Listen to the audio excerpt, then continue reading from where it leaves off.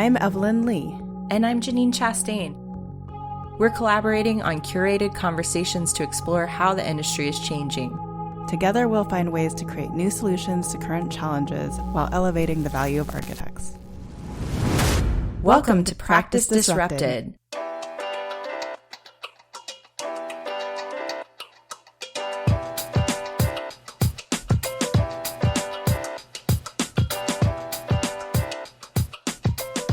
Hi, listeners. Hello, Janine. Hey, Evelyn. Hey, everyone. So this is our second to last episode in season 1, and I really like to think that we save one of the best for last. It also happens to be very timely given the release of a second season of a certain Lucasfilm series, which made Baby Yoda so popular last year. Yeah, Baby Yoda. Someone out there just got really excited and someone else is cringing.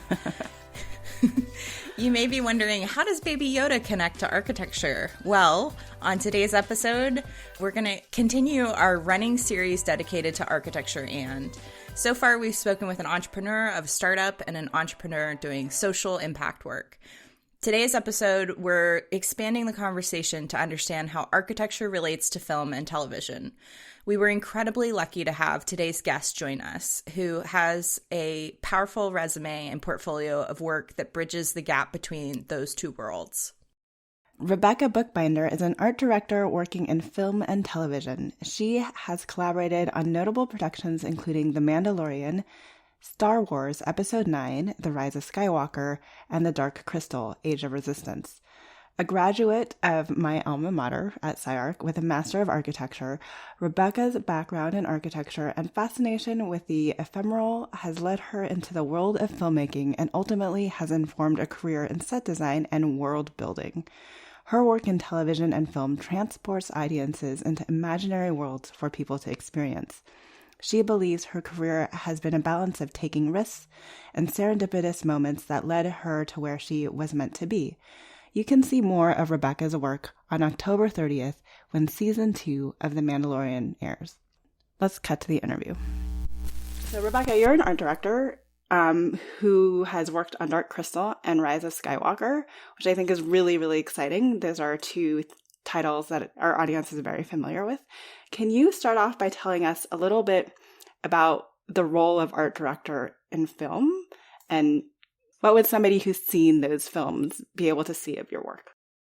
Well, where we should start is the designer, production designer, and sometimes the role is one and the same. It could be a small production, and then you have the art director is the same thing as the production designer. But all of the jobs that I've worked on so far, they've had their designated production designer and then the art director underneath. So the production designer is in charge of overseeing the entire look of the film or the show, and the art director is more concerned with all the finer details and becomes a liaison between the production designer and the construction team. So we become project managers in that sense. I think there's a really unique parallel that we can draw between the fact that, especially in larger firms, not everyone's a designer, right? So there's larger firms that have the 1 or 2 or 3 people that actually does, or even smaller firms that does the majority of the design. And then you also have your project managers that's kind of executing against that design. Right. So when we think of like everything that we're project managing, it's our various different consultants, acoustics, lighting, HVAC, there might even be carpentry in there. Are you coordinating similar efforts then as an art director, bringing the vision to life? Exactly. I mean, in architecture, you have systems, but in film, it's more like all of the departments that contribute to the shot itself are the systems. You have like costumes, you have special effects, you have construction, you have lighting and rigging, and all of that are the living, breathing systems of the set. Yeah, and when we were talking and preparing for this episode, you actually mentioned a really interesting point to me was like, you need to make sure an actor is not going to trip over their whatever elaborate costume they have as they're walking through the environment. So like, I don't know, that might be similar to like to ADA, or I can think of, you know, in the kitchen, we have these certain dish carts that we always need to accommodate for, but I never think about like how that's played out like at the film level. So that's really interesting to me. To not think about ADA anymore. It was quite liberating, but right, because the rules are quite different in film. Right. That being said, you know, we still face some conditions that we have to account for that are similar to architecture. Like, you know, if you're making an awning in a location where tornadoes are prone, you have to get an engineer and you have to make it structurally stable just in case something happens. But ours gets torn down, you know, 5 minutes later. But it also means it probably comes together a lot faster, right? Like one of my things that I always struggled with in architecture was that it's going to take me 4 or 5 years from conception to end to see to see anything I worked on come together. So I imagine things are coming together a lot faster too, even though they're being taken down pretty fast. And that's ultimately why I didn't want to go into architecture. One, because I don't have the patience whatsoever, and I recognized that pretty early on in life. And two, I'm obsessed with the ephemeral, right? Like, so being able to iterate really fast and to see what works, what doesn't work. So the first time that I worked on a project, it was Dark Crystal, and they had me design one of the columns based off of a Brian Froud design. Brian Froud was the original designer for the fairies and for all of the architecture, the Gothic architecture. And I designed something in Maya and 3D printed it, handed it to the sculptor, and within 8 hours, he had something blocked out already. And this was a column that was like 9 feet tall. And I got this high. I don't know, like Yeah, instant gratification. Oh, completely. And, you know, us being millennials, that's, you know, kind of what we're all about. So yeah, I knew this is where I wanted to be. I mean, there was something on Rise of Skywalker that the director had asked for last minute. Like, it was a whole set that he asked for it, but then he realized last minute that it was going to play a larger role. So we had to put some more, more details into it. And let's be realistic. We've all had clients that at the very last minute have changed their mind. So right, which is understandable. You know, you don't understand. It's a human. Exactly. And I had to design a hatch. I was helping an art director, and I was a set designer for it. And she asked me to make a hatch. So I designed a prelim, drew up a prelim, and then sent it to her. And then I kept working it, because you do usually a preliminary drawing and then you do a release drawing. And usually you never want to work off of a preliminary. It's just to give them a heads up. Hey, this is what's coming your way. You can account for the material that needs to be ordered, and you can figure out any of the engineering that needs to be accounted for. But, you know, I sent that preliminary, and I kept, tweaking the design, and then sent it to her, I think like 2 hours later. And then she just sent me a picture back with, the hatch already built. And I was like, okay, well, that was pointless, but, it's that super fast iteration, and this hatch was not a small hatch. It was I want to say 5 by 3 or something, Yeah, that's crazy. Like, I don't know. We can't even conceive of a bathroom or the smallest room in your house, right? Like, yeah, it would put me that long to put like a decent door schedule together, I think. Oh God, schedules. You were telling us also that on an average film, you might have up to 300 different sets included in that film. Yeah, no, it's not to brag, but no, I'm really not bragging. The other projects that I've worked on, it's up to 300. But that being said, some of them become you use the same set, but they call it revamping. So you change a couple elements, and it becomes a whole new set. That's interesting too, because when you talk about like the need to think in systems, I think that's like a different way to think in systems too, right? Like, I don't know, it's a very temporal use of adaptive reuse, right? and how it's applied to the physical environment. So we kind of just dived head first into what you do, and you alluded to very slightly about kind of why you didn't want to go into traditional practice, in particular because of the timeline. Can you kind of walk us through how you actually got into film in the first place? So I got my bachelor's degree in Texas in a city called San Antonio. And I went to study abroad in Spain.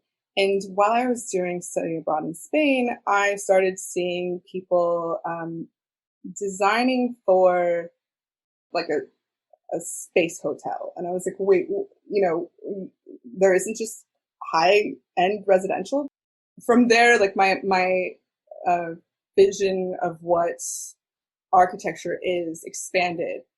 And then I learned about a school called SciArc, and I applied and I got in, and it was nothing but like very avant-garde architectural approach to architectural pedagogy. And I learned so many programs, and the way that they approached architecture was the image became forefront at that school. And I was all about that, and I became very in tune with that. And I realized there's probably a reason for that. And I didn't want to just become somebody that renders shots for an architecture firm. And my mentor at the time, who is the director of SciArc now, he was my mentor for thesis, Hernan Diaz Alonso. And I told him, look, Hernan, I don't want to, for my thesis, I didn't want to do just your typical plans and sections and make a model of it and stand there in front of a couple boards. And he said that, okay, so make your own reality. Don't do a building, make multiple buildings and do an animation then. So I did. And one of his big things, in architecture school, you have crits, right? Yeah. And his big thing was, if you want to be a big dog, you got to play with the big dogs, right? It sounded really cheesy.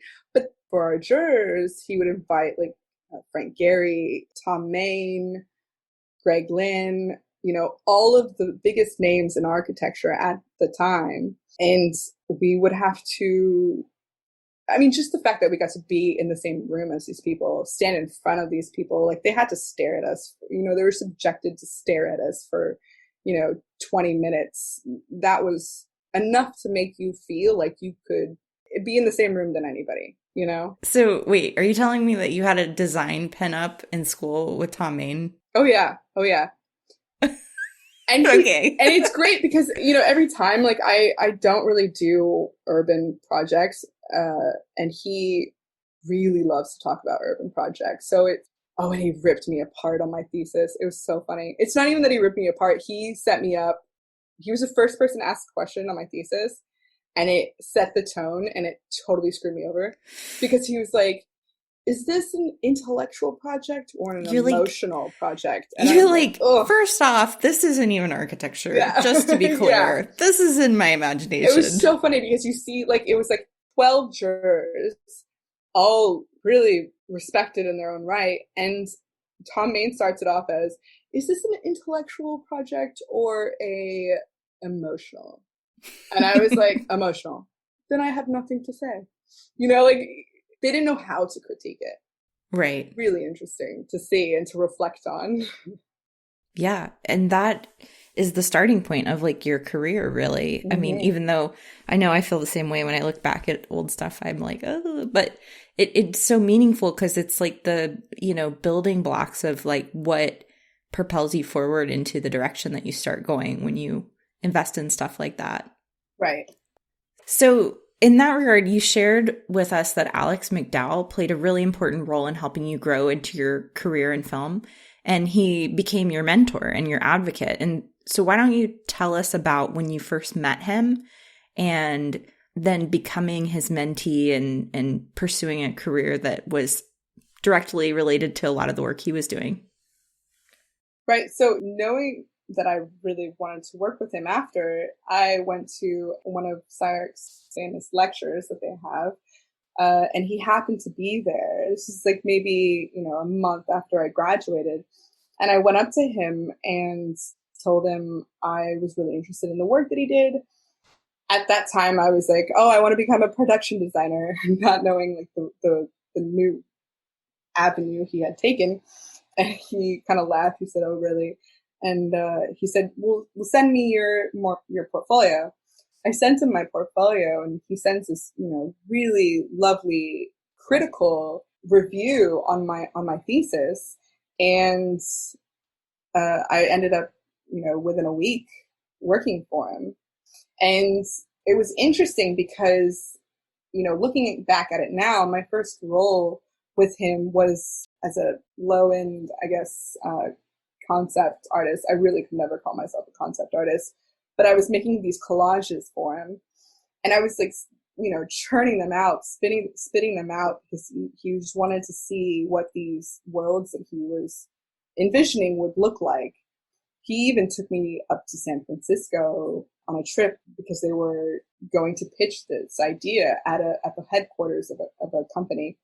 And between the breaks of the meeting, he would come and tell me, let's do a collage, showing this. So like I'd get 15 minutes to do a collage to, visualize these things that he wanted to portray with the client. And it was really interesting. It pushed me to my core.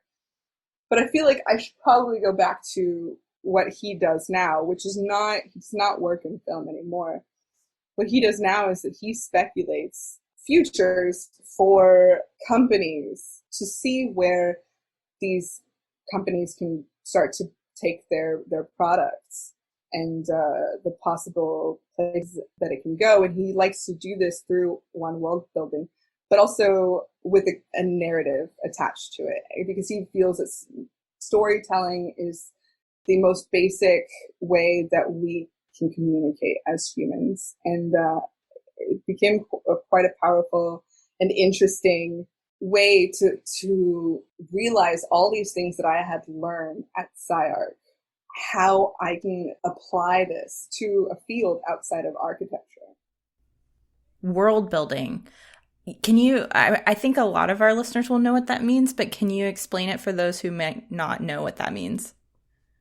World building is thinking about all of the elements that make this certain thing possible, right? Thinking about the culture, thinking about the language, thinking about the science that creates that scene or set.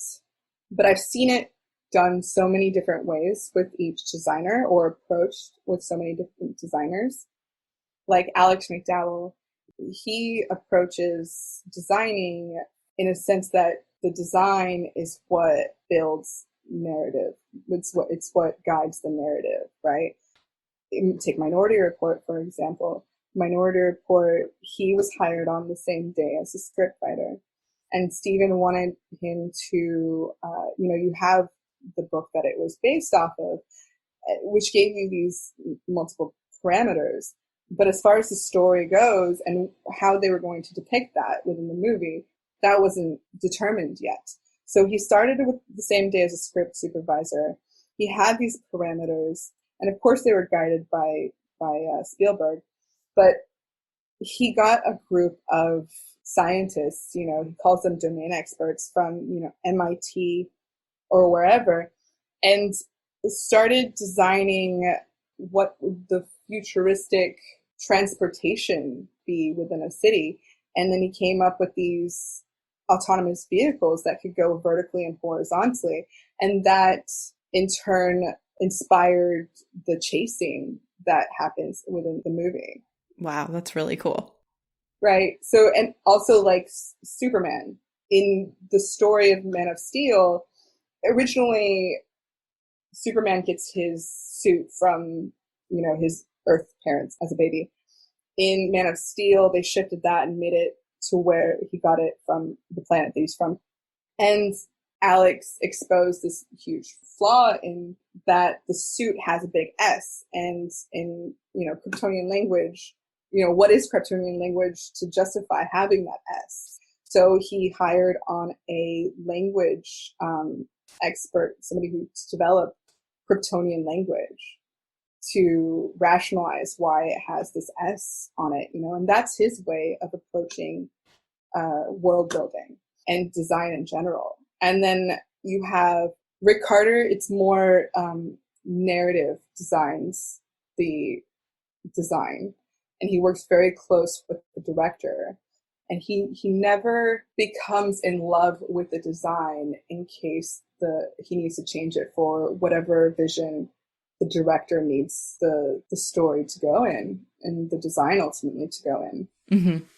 The designer that I'm working with right now, Andrew L. Jones, he is a visual storyteller, right? So he'll take, a set, figure out how to enrich those sets with world building.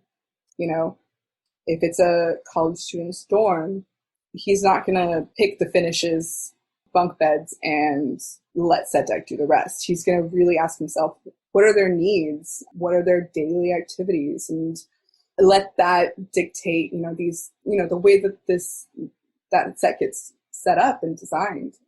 And all their approaches are super valid. And I hope to one day have an approach of my own. That's a really good point. No, I'm glad that you mentioned that, because I guess that's what we all aspire to do as designers, is to figure out our voice in this work.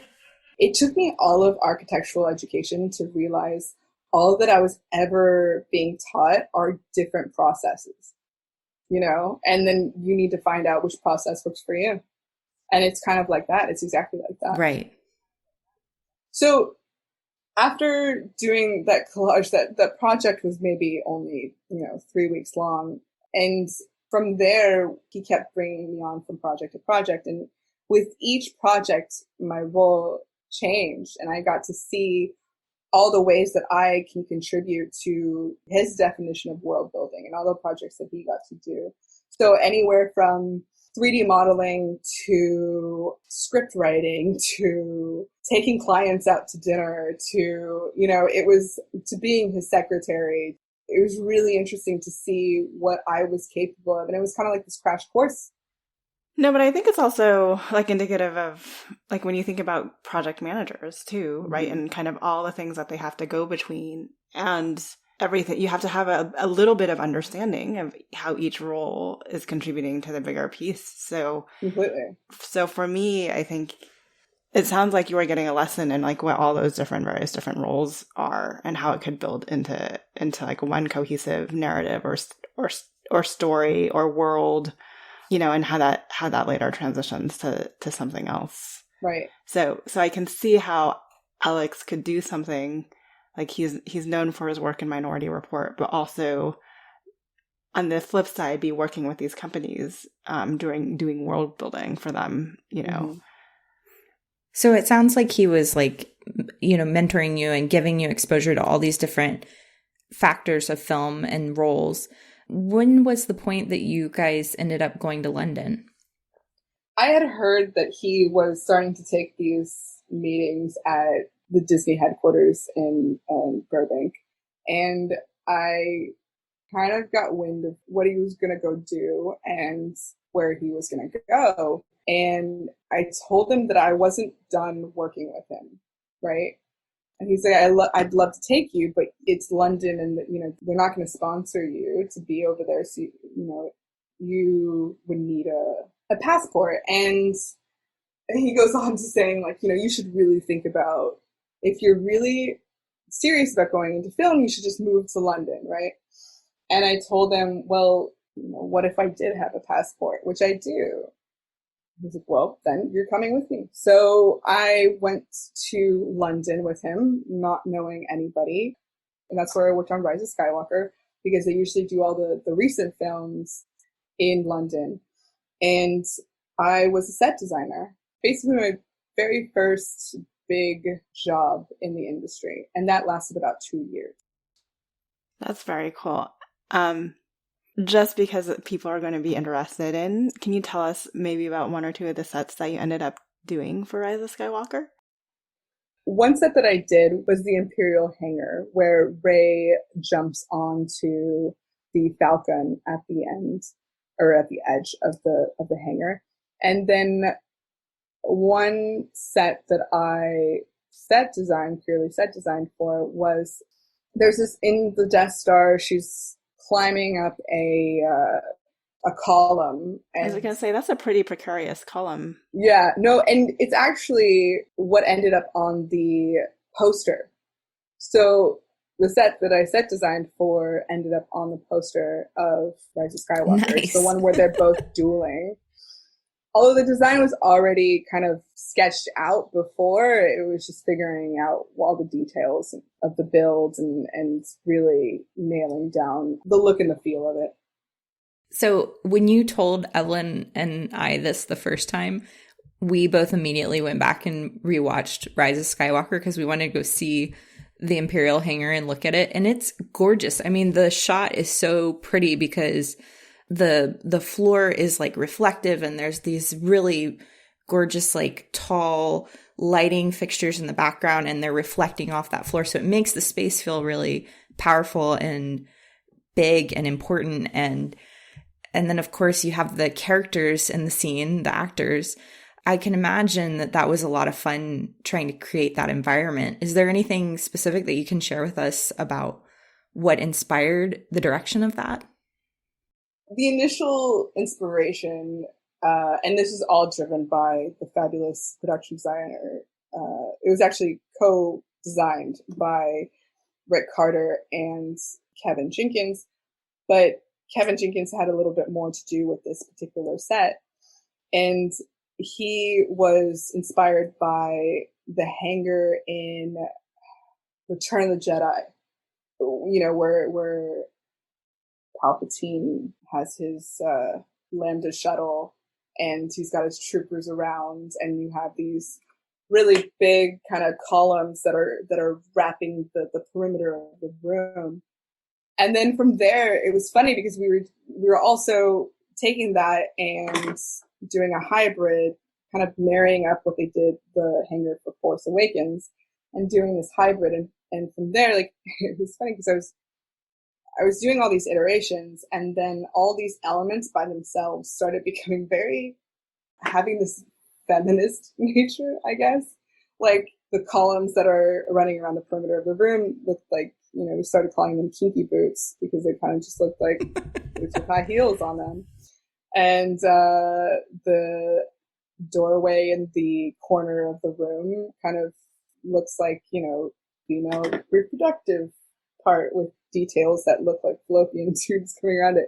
So I thought it was interesting, like how subconsciously maybe the fact that I'm a female kind of came through. I don't know. It was totally subconsciously. It was not intentional. It did get to a point where I was like, okay, well, I have a lot of time with this. I might as well do one or two things that become intentional after I saw that pattern. But it was an interesting evolution to approach that set. For the most part, the majority of the students that go into architecture really want, in whatever way it is, they kind of want to make their mark on the world. They always kind of envision themselves coming out as a designer. And I think in truth, like so much of the work that we do only gets seen either in the pictures that show up because it's in a magazine or that it's won an award somewhere. And even then, only other architects are looking at architects' work, or people are actually like, it's well enough that people are actually, it's a destination that calls people to come and visit and check it out. You talked a little bit about like your joy and how quick iteration in film is. But I think film, as you said, because storytelling is such a powerful tool, I almost think that film reaches so many more people. In a way, you have the ability to influence a lot more people than the average architect. Yeah. And that was a big part of going into film, is that I felt like it was more accessible than doing architecture, Also, the fact that you just sit in a room and do bathroom details, that didn't excite me at all. So I looked at it like people are more aware of or exposed to the house in Fight Club than they are of a Tadao Ando building, you know? And that showed me that there's so much more potential in film to make any kind of statement or touch people or get emotion from people, right? Right. As well as having an influence on culture itself. If you look at Minority Report and what Alex did for that, you know, his holographic hand gesture interface, that inspired a company to actually create that. And you see a lot of people starting to think of the future integrating that kind of technology with it. And that to me is so interesting that it has that kind of potential rather than doing a bathroom detail with a building that ultimately might or might not be built 4 years from now. And what also was interesting to me in the story that you were saying was that the tools that you're using are more so, like, I feel like when we leave architecture school, we like learn Revit. I went to SciArc, right? I did the whole Maya. 3D printing wasn't quite a thing because I was a little older than you. But like we learn all of these exciting tools in school and their applications, and then we go into practice and it's all CAD and Revit. Mm-hmm. Like, I feel like you've gotten to continue to use those tools in your everyday world. So, like, how do you think, talk to us about not only the tools that kind of translate into what you do every day, but also any other skills, given that architecture background helps you do what you do today? Working within constraints and problem solving, I would say, is probably the biggest one. It really, I think, constraints can also lead to better design, because if somebody goes, you know, sky's the limit, that's the best way to cripple somebody, you know. And I believe that sometimes with these parameters, with these constraints, you know, whether it be budgetary or whatever, a lot of these things wouldn't happen. These fortunate things, these happy accidents wouldn't, or not even happy accidents, but some designs wouldn't come into place if it wasn't for them. And I was at SciArc and they taught us how to do things like photogrammetry. It's kind of like whenever you're in elementary and you're taking a math course, or even high school and taking a math course, and you're like, how will this ever help me with my future?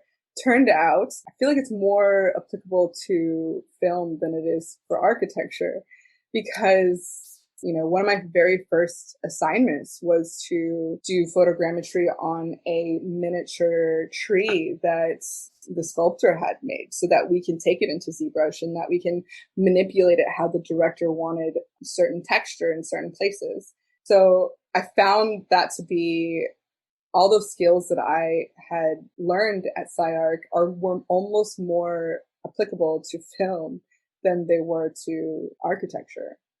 As well as, I always told myself that I would never learn Revit. I did end up learning Revit, but I would never put that on my resume or ever let anybody know that I knew it, because then you just become pigeonholed, right? And that just, I always told myself growing up that the goal is to wake up excited and happy to do what you do every day. And I've been lucky enough to be quite honest with myself. So I knew that Revit didn't make me happy. I'm really glad you shared that, because I had the opposite experience. I thought, okay, they want us to know AutoCAD. They want us to know Revit.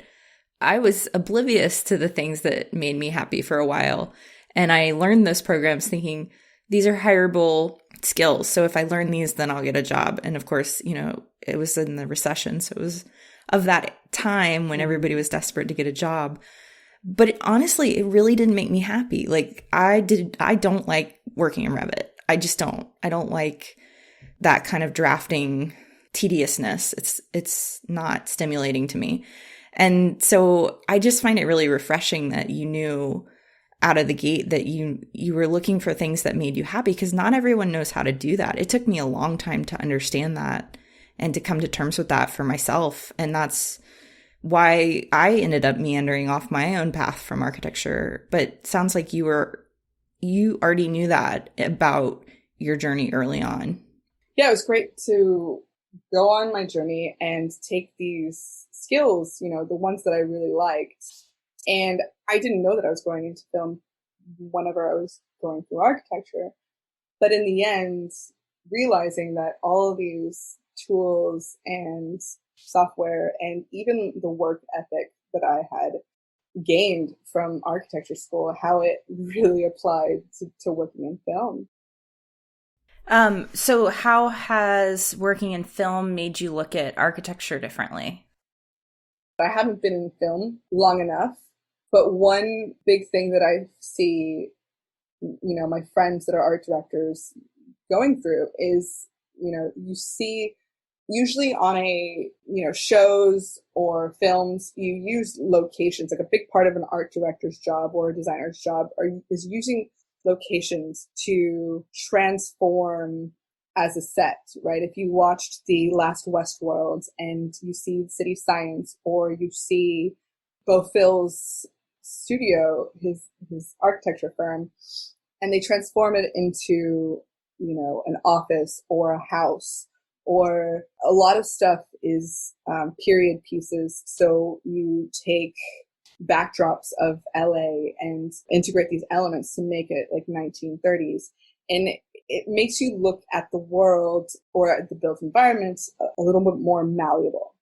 And it's a really interesting thing, because then you start to look at all these details, right? Oh, those mullions are made out of wood. That means it must have been, 1940s, or, you become hyper-focused and more aware of the background and the context of the built environment around you, but also all the potential that can be, which is exciting. It's exciting when you walk down the street. I have been, in a different sense, not exposed to that as much, because I've worked on projects that you build from the ground up rather than altering locations to fit the set. Architects, even the older leaders, like architects want to be considered the master builders, but I feel like we've gotten so far away from actually being craftsmen. And at some point, because of the type of work that you're doing, because you don't have to go through the same building department, like you are crafting things, and you're much like, what you're bringing together is so much more hands-on. And I feel like what you're doing at a smaller scale is like what architects wish they were able to do with their clients every day. It's so interesting. It's so interesting to working with the construction team and the prop makers, as they call them, because the craftsmanship that I get to experience every day, and seeing these little tips that they learned along in their trade and their journey, and the visual output that comes about all of this. And it's, I don't know, it's just, I call it magic. Every time the designer on the show that I'm working on right now sends me a picture and is like, wow, this is a really nice part of the set. And I'm like, yep. And I'll, say that certain prop maker's name and say, they put their magic on it. And it's really interesting to experience that every day and to understand how things come together. So if somebody's interested in pursuing a similar path that you've done, if I'm in my 4th or 5th year at architecture school, what advice would you give to somebody coming out of school if they're interested in following in your footsteps? I mean, first, be honest with yourself. Figure out what interests you. And if that is film and entertainment, then that's great. Hernan had all sat us down and told us to find somebody that you admire and research their path and see what it took them. Look at the different types of roles within the film industry, whether that be VFX, within the art department, or even sculpting, whatever it might be, and then start to research on people that have taken that similar path and people that you might want to work with.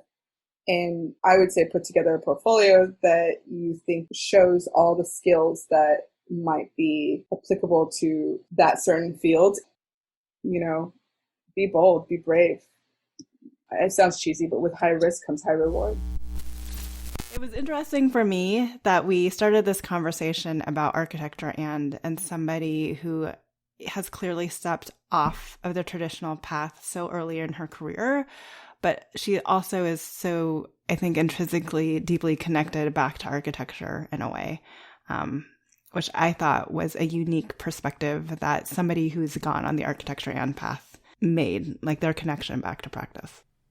Right. I really enjoyed talking to Rebekah because I just love that she always knew that she wanted to do something different. And what was very compelling in hearing her story was that she never let the constraints of architecture and what the career in becoming an architect is like define her path. She always knew that she was going to be pursuing a path that was a little bit different. And I think she leaned into it really clearly. And what I like, I mean, we always knew in this season that we wanted to talk about what it looked like when you take an education in architecture and apply it into doing something a little bit adjacent to what traditional architecture is.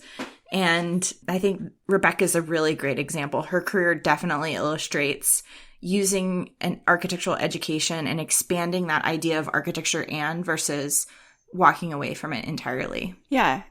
And it was kind of astonishing to me that even after her experience, she still went on to get her MArch at SciArc, even though I feel in between her BArch and her MArch, she made this conclusion that the traditional path was not where she wanted to go. But then she used her education at SciArc and you know, so through some prodding from Ernan, was able to come out with a portfolio that actually positioned her for the next steps with Alex and this idea of world building, right? Which I came out of SciArc too, and my portfolio I don't think could have spoken to that or positioned me so well for that. But that she was able to even leverage her time in school to begin to craft that alternative path that was really unique for me. I agree. I think that's a really important lesson that especially for any of our listeners that might still be in school, like if there's something that you want to do, use your education to explore it, you know, learn while you're in school and try to research it as much as you can so you can expand your viewpoint into that world. Yeah, another attribute that I really appreciate and I find really refreshing from Rebekah, especially as a female, is that I feel like she's such a hustler when it comes to her career, right? She approached, Alex wasn't even talking, but she knew enough to know who she wanted to work with in the industry and to go up to Alex, who was listening as a standard, like a bystander by all means, and say, I want to work with you. I read this article about you, and to get her final thesis in front of him as a result of that meeting. And then, when Alex, was ready to say, I appreciate all the work you've done for me, but my path is taking me to London, kind of her wherewithal and her like never giving up, her constant hustle of, well, I'm not done working with you and I have a passport, so I'm going with you to London. I really appreciated that type of hustle coming out of not only somebody from architecture, but like from a female perspective. Definitely. I mean, I think she is a very strong individual, and it was very clear in listening to her that she goes after her goals. But even more so, I think it speaks to this idea of the value of mentorship and the value of having someone that's really in your corner and sees the potential in what you're capable of. Like for him to understand that her training in architecture could so easily adapt to the work that they were doing and enhance. Even she talked about collage making and, starting to like quickly craft these ideas heading into meetings. I mean, he really saw the value in that. And I think it's really cool to hear a success story about someone who took someone right out of school and helped them grow into their career to become so successful. Yeah. I mean, for me, I guess one of the biggest takeaways then from hearing Rebekah's stories for a listener is we've talked a lot about entrepreneurship in general, right? Like the idea that we hope architects think more entrepreneurially about their business practice, their operations, their marketing, business development, the types of services they're offering. For me, Rebekah was a great case study in how to be more entrepreneurial about your career. and really treat your career as your own sole proprietor business and do what you need to do to expand it and to make it your own and to turn it into something that you love to get up and go to work for every day. There's been some interesting surveys coming out about the people that are happiest in their career now. And when you look at how they got to the role that they are now, a lot of them have said that they've essentially created their role for them. Like their role was actually created for them at the organizations they work with. In many ways, I feel like Rebekah, even though she's kind of she's found this unique career path in entertainment, and there is kind of a career ladder that she talked us through about the entertainment industry, that like the roles that she had leading into that were all created for her because she was very entrepreneurial. She hustled and she got in front of the right people at the right time and was also prepared to share with them kind of her skills. Yeah, and I want to expand on that because when we say entrepreneurial in this context, when we're talking about a career, we don't necessarily mean it in the going to start your own business sense. What we're talking about is about, again, this fearlessness, this mentality towards risk-taking, essentially like a willingness to look for other alternative options out there.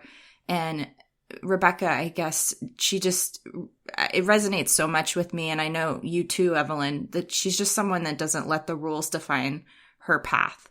And I can say from personal experience that when I have allowed the path to define my trajectory, it's been the hardest on me as an individual. But when I listen to myself, and I heard Rebekah say this also when she's listened to herself and followed that inner voice that tells you like where you feel like you're supposed to be going, and then you pursue it, I promise it just really, it's a freeing experience, and it leads you to the place that you're meant to go. Yeah. We're asking our listeners then to adopt the mindset of an entrepreneur as related to your career and own personal development. Exactly.